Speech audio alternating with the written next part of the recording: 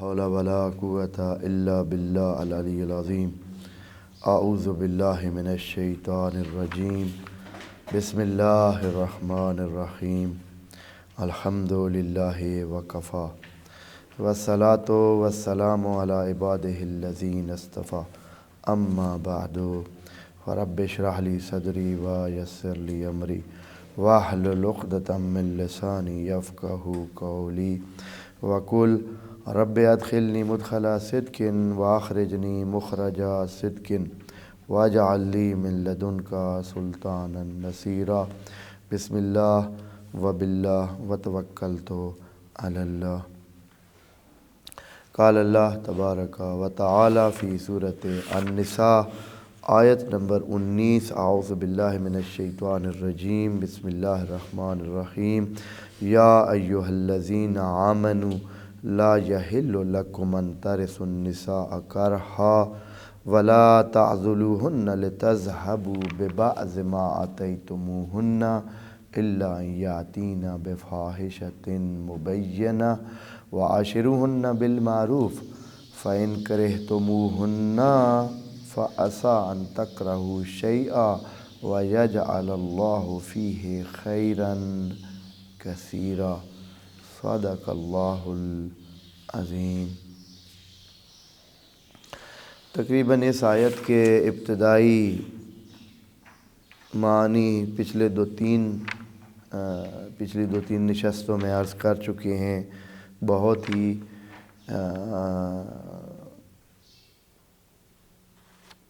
بھری ہوئی ہے آیت معانی سے اور بہت ساری باتوں سے.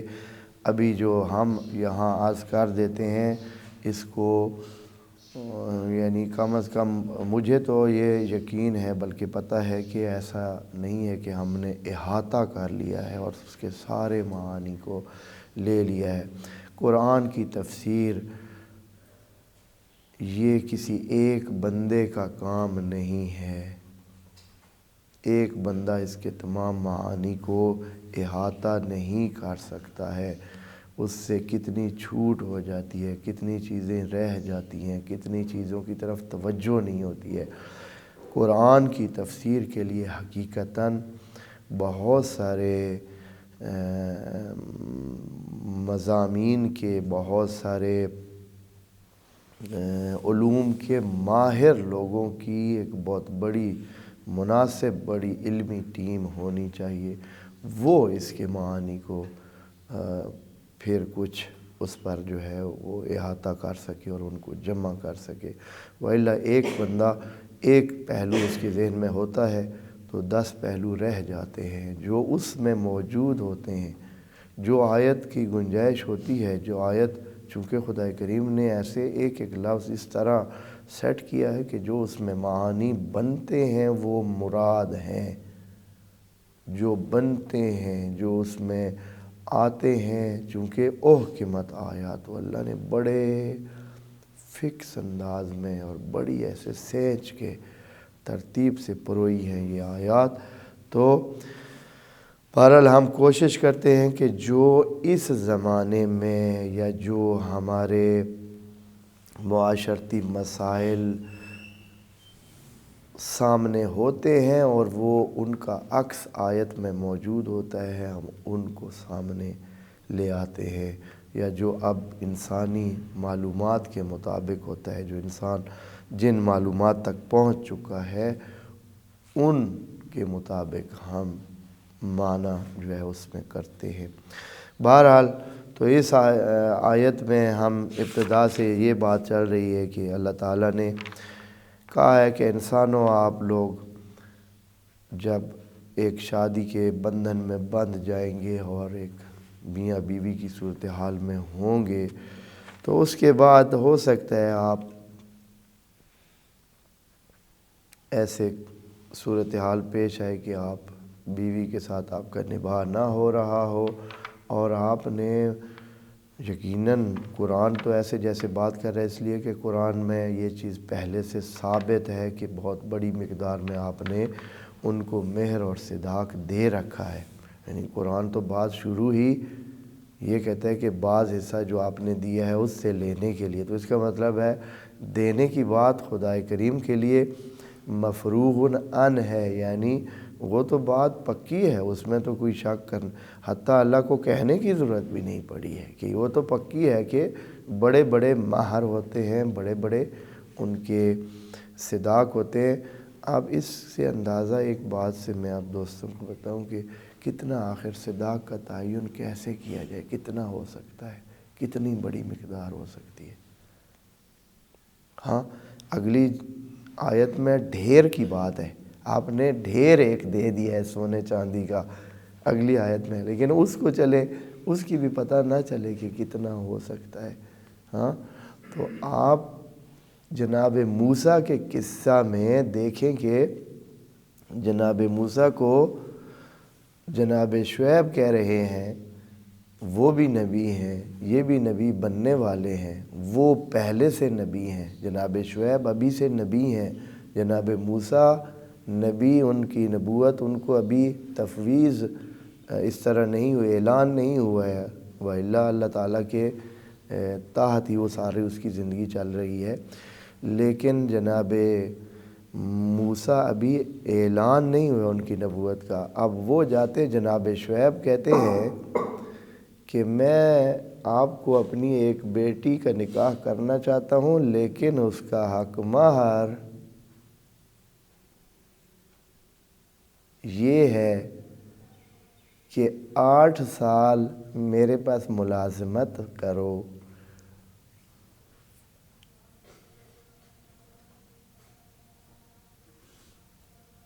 8 سال، اور اگر 10 سال کر لی تو بھی خیر ہے، قرآن کی آیت کے الفاظ ہیں 8 سال میرے ہاں ملازمت کرنی ہے تو میں اپنی ایک بیٹی کا نکاح تمہارے ساتھ کرتا ہوں۔ تو جناب موسیٰ نے کہا کوئی بات نہیں، مجھے قبول ہے۔ ہاں، جیسے کہتے ہیں قرآن کی آیت ہے، یعنی بالکل یہی الفاظ ہیں، یہی ترجمہ ہے۔ 8 سال کی ملازمت جتنا حق مہر ہمارے ہاں شرماور ہے۔ خوب، یہ میں نے اس لیے تو ایک مثال آپ کو پیش کی کہ یعنی اس طرح کو، اور اگلی آیت میں یہ جو آگے آ رہی ہے اس آیت میں قنطار کا لفظ ہے۔ آپ نے اگر کسی اپنی زوجہ کو قنطار دے رکھا ہے حق مہر، قنطار کا مطلب ہوتا ہے ڈھیر، سونے چاندی کا ڈھیر۔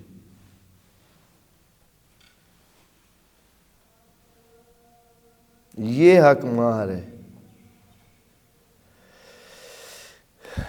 اچھا، چلے اس سے آگے بڑھتے ہیں، چونکہ اس بارے میں پچھلی نشست میں بھی ہم نے کچھ گفتگو کی ہے، تو اس کو آگے بڑھاتے ہیں۔ فرماتے ہیں کہ اگر آپ نے جو کچھ ان کو دے رکھا ہے اس میں سے کچھ واپس کرنے کے لیے ان کو سختی میں نہ رکھیں، چونکہ انسان کا بیوی کے ساتھ نباہ ہو تو پھر تو قربان ہی قربان ہے۔ ہاں، پھر تو جیسے وہ کہے گی سب کچھ اوکے ہے، قربان ہی قربان ہے۔ تو لیکن اگر نباہ نہیں ہو رہا ہے اور بیوی جو ہے وہ اب منظور نظر نہیں ہے اس کی، تو وہ چاہتا ہے اس سے جان چھڑائے، تو اس کو سختی میں رکھ کر اس سے چاہتا ہے کہ اتنی بڑی مقدار جو اس کے پاس میرا مال میں نے دے دیا اسے وہ تو واپس کروں، یا کچھ تو اس میں سے واپس کر لوں۔ تو اللہ تعالیٰ منع فرما رہا ہے کہ ایسا کام نہیں کرنا ہے، ٹھیک ہے۔ ہاں، اگر کوئی وہ بہت ہی برائی میں انوالو ہیں، برے کاموں میں لگی ہوئی ہیں، تو پھر آپ کو ایک حق دیتا ہے خدا کریم کہ پھر اس کی تفصیل نہیں بتاتا ہے کہ پھر آپ کیا کریں، لیکن یہ ہے کہ خدا کریم آگے شرط لگا دیتا ہے۔ یہ جو جملہ آج ہم نے کل اس کو شروع کیا تھا، آج اس کو مکمل کرتے ہیں، وَعَاشِرُوهُنَّ بِالْمَعْرُوفِ، کہتے ہیں کہ پھر بھی یہ کہ آپ کو اجازت مل گئی ہے کہ اگر انہوں نے کوئی برے انداز میں وہ کوئی برائی کی ہے اور اس طرح ہے، پھر بھی وعاشرون بالمعروف، ان کے ساتھ آپ نے جو زندگی کا طریقہ کار رکھنا ہے بالمعروف ہی رکھنا ہے۔ پھر بھی یہ جملہ کلی ہے ہر صورت میں، یہ نہیں کہ آپ نے پھر ان کے ساتھ معروف سے ہٹ کر کوئی طریقہ کار اپنانا ہے۔ اچھا، اے اللہ اے اللہ اے اللہ، مجھے بڑی سخت نفرت ہے۔ کوئی کہہ سکتا ہے کہ اے اللہ، آپ کہتے ہیں معروف طریقے سے ان کے ساتھ نبھا کریں، ہمیں بڑی سخت شدید نفرت ہے، دل چاہتا ہے کہ یہ کر دوں وہ کر دوں پتہ نہیں کیا کر دوں، ہاں، اور کچھ تو پھر نہیں رکتے ہیں، کر بھی دیتے ہیں۔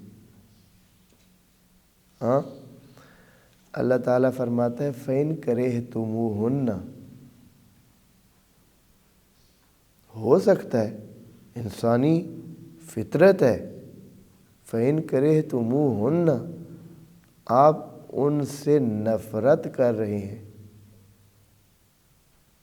ہاں، ان لگا کر یہ بھی بتا دیا کہ ضروری نہیں ہے کہ نفرت کرے، نہ کرے تو اچھا ہے، لیکن اگر ایسا ہوا ہے، ایسا ہو جاتا ہے، اگر آپ کراہت کرتے ہیں ان سے، کراہت یہ ہماری والی کراہت نہیں ہے کہ جو تھوڑے درجے کی ہے، کراہت عربی میں یعنی یعنی نفرت کی حد تک، آپ سخت ان کو نفرت کرتے ہیں، سخت ان کو نہ چاہتے ہیں۔ پھر ادھر سے اے اللہ آپ نے کہا ہے کہ وَعَاشِرُوهُنَّ بِالْمَعْرُوف، آپ ان کے ساتھ اچھا برتاؤ، مناسب رویہ رکھیں۔ ادھر سے ہماری حالت یہ ہے کہ ہم اس کو دیکھ نہیں سکتے ہیں، شدید نفرت ہے، شدید ایک قسم کی آپ اندر ایک اس کے خلاف ایک آگ بھری ہوئی ہے، تو پھر خدا کریم فرماتا ہے ذرا ہاتھ ہولا رکھو، ہوگی تمہیں ان سے نفرت ہو سکتی ہے۔ فَعَسَىٰ أَن تَكْرَهُوا شَيْئًا، قاعدہ کلیہ ایک بتا دیتا ہے اللہ تعالیٰ، فرماتا ہے کہ تیری نفرت کوئی معیار نہیں ہے، تو اپنا بھلا ہی چاہتا ہے نا، تو بھلا اگر چاہتا ہے نا، دنیاوی بھلا، ہاں دنیاوی بات، دنیا کی واوی ہو رہی ہے، دنیا، کیونکہ نفرت بھی ابھی دنیا میں ہے نا، دنیا میں یہ سلسلہ ابھی زندگی میں چل رہا ہے، اسی زندگی کی بات ہے، تو خدا کریم فرماتا ہے کہ میں بعض اوقات ان چیزوں میں اچھائی قرار دے دیتا ہوں، فائدہ رکھ دیتا ہوں، جس سے آپ اکراہ کرتے ہیں، جس سے آپ نفرت کرتے ہیں، اسی میں ہی میں بھلا رکھ دیتا ہوں۔ اب تمہاری مرضی ہے کہ دوا کا یہ کڑوا گھونٹ پیو تو تمہیں آرام آئے، اور اگر نہ پیو تو آرام نہیں آئے گا، مرضی ہے۔ جیسے کچھ ہوتے ہیں وہ کہتے ہیں ہم نے انجیکشن نہیں لگانا، اچھا نہ لگاؤ، پھر ادھر درد سے کراہتے رہو، پڑے رہو۔ کہتے ہیں کڑوا دوا نہیں پینا، نہ پیو، ایسے ہی بیمار پڑے رہو۔ اللہ تعالیٰ فرماتا ہے فَعَسَىٰ، ہو سکتا ہے، یہ مت سمجھو کہ تو نے نفرت کی تو بس ادھر خرابی نہیں، اسی جگہ ہی میں کیا کر دیتا ہوں، فَعَسَىٰ، ہو سکتا ہے، أَن تَكْرَهُوا شَيْئًا، کہ آپ کسی چیز، قاعدہ کلیہ بتا رہی ہے، یہ نہیں کہ صرف ان عورتوں کے ساتھ یا اپنی بیوی جو ان کے ساتھ، ان میں نہیں، یہ بات خدا کریم کی قاعدہ کلیہ ہے، یعنی بہت ساری جگہ پہ اللہ تعالیٰ نے آپ کو کہا ہے کہ اپنے والدین سے پیار رکھو، اپنے رشتہ داروں سے پیار رکھو۔ آپ کہتے ہیں کہ رشتہ داروں سے میری نہیں بنتے، مجھے بڑی نفرت ہے، ہاں، تو کہتے ہیں کہ بھائی ٹھیک ہے، نفرت ہے تو پھر میں نے تو اچھائی اسی میں رکھی ہے کہ انہی کے ساتھ، جن کے ساتھ نفرت ہے انہی کے ساتھ بنا کر رکھو، تو اسی میں تمہیں بھلا ملے گا، اسی میں بھلائی ہے تمہاری، اسی دنیا میں۔ اور جو بھلا کرتے ہیں وہ پا بھی لیتے ہیں۔ جو اپنے اوپر جبر کر کے اللہ کی مانتے ہیں اور رشتہ داروں کے ساتھ، والدین کے ساتھ اچھا برتاؤ رکھتے ہیں، اللہ ان کی دنیا سنوار دیتا ہے۔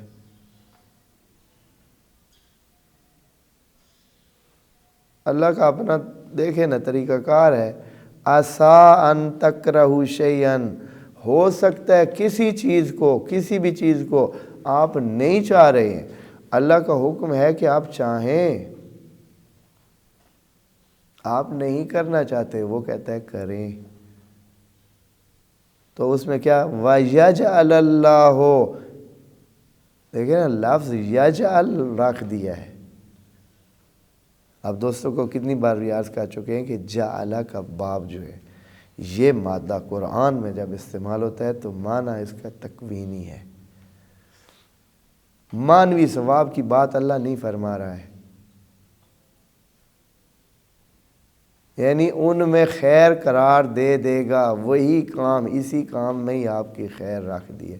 خیر یعنی دنیا کے لیے آپ کی دنیا بنانی ہے تو یہی کام کرو جو اللہ فرما رہا ہے، اسی بیوی کے ساتھ اچھی بنا کے رکھو جس سے آپ کو نفرت ہے، اسی کے ساتھ وَعَاشِرُوهُنَّ بِالْمَعْرُوف کرو، یہ سوکھا کام نہیں ہے۔ ہاں آدمی کہتا ہے مجھے نقصان ہے ہونے دے، مجھے سے نہیں ہوتا ہے، ہاں کتنے لوگ ہیں بعد میں پشیمان ہوتے ہیں، یار کیا ہے تھوڑا سا کر ہی لیتے کیا ہو جاتا، ہاں تھوڑا سا اچھا رویہ رکھ ہی لیتے، آج اتنے سال ذلیل و خوار نہ ہوتے، ہوتا تو اتنا ہی ہے نا، لیکن بندہ ہے۔ اور خدا کریم نے یہ اس آیت کو یہاں آدھا حصہ اس کا ذکر کیا ہے، اس مطلب کا، اس اصول کا۔ اصول یہ ہے کہ عَسَىٰ أَن تَكْرَهُوا شَيْئًا فَهُوَ خَيْرٌ لَكُمْ، اور اس کا دوسرا حصہ بھی ہے جو دوسری آیت میں، یعنی ایک آیت ہے جہاں پورا دونوں مکمل بیان کیا، اور کہا ہے کہ وَعَسَىٰ أَن تُحِبُّوا شَيْئًا وَهُوَ شَرٌ لَكُمْ، اور ہو سکتا ہے آپ کسی چیز کو بہت چاہ رہے ہیں، ہاں لیکن وہ ہے آپ کے لیے کیا شر ہے۔ بس اپنے چاہنے نہ چاہنے کو معیار نہ بنائیں، اپنے چاہنے نہ چاہنے کو معیار نہ بنائیں، یہ مجھے اچھا لگ رہا ہے، مجھے برا لگ رہا ہے۔ خدا کریم فرماتا ہے کتنی چیزیں، عَسَىٰ أَن تَكْرَهُوا شَيْئًا وَهُوَ خَيْرٌ لَكُمْ وَعَسَىٰ أَن تُحِبُّوا شَيْئًا وَهُوَ شَرٌ لَكُمْ، ہو سکتا ہے کہ کوئی چیز آپ چاہ رہے ہوں اور وہ آپ کے لیے شر ہو، اس لیے آپ کو رہنمائی چاہیے۔ یہ عصا کہہ کر خدا کریم یہ بھی بتانا چاہتا ہے کہ انسان تو جاہل ہے، تمہیں نہیں پتہ ہے، میں نے سیٹ کرنا ہے، تو پھر تم اپنی طرف سے کیا یہ سوچ رہے ہو کہ میں یہ چاہتا ہوں، میرا دل یہ چاہتا ہے، مجھے فلاں سے نفرت ہے، مجھے وہ اچھا نہیں لگتا، یا مجھے وہ کام اچھا نہیں لگتا، یہ تمہارے چاہنے نہ چاہنے تو کوئی معیار نہیں ہے، جس نے بنایا ہے اس کو پتہ ہے۔ تو اس خدا کریم فرماتا ہے کہ یہ آپ نہیں جانتے ہیں، میں جانتا ہوں کہ کس چیز میں خیر ہے، کس چیز میں شر ہے، اسی لیے میں ہدایت دیتا ہوں، آپ کو بتاتا ہوں۔ فَعَسَىٰ أَن تَكْرَهُوا شَيْئًا وَيَجْعَلَ اللَّهُ فِيهِ خَيْرًا كَثِيرًا، عجب لفظ بھی ایسا کہا ہے کہ خیر محض نہیں، تھوڑی سی خیر نہیں، تھوڑی سی اور کچھ خیر نہیں کہا، کہا خیرن کثیرہ، ہو سکتا ہے بہت بڑی خیر اس میں پڑی ہو۔ خیر کا لفظ ویسے تو ہر اچھائی کے لیے ہے نا، لیکن قرآن میں خیر کا لفظ دنیاوی مال و منال اور ان اثاثوں کے لیے بھی استعمال ہوا ہے۔ قرآن میں کہا گیا ہے کہ ان ترک خیرن، اگر کوئی بندہ خیر چھوڑ جائے، خیر چھوڑ جائے یعنی مال چھوڑ جائے، مال منال چھوڑ جائے تو اس کو وصیت کرنی چاہیے، ہاں، یہاں بھی خیرن صرف نہیں کہا، خیرن کثیرا، بہت. ہاں، تو یہ چیزیں ہیں خدا کریم کی طرف سے.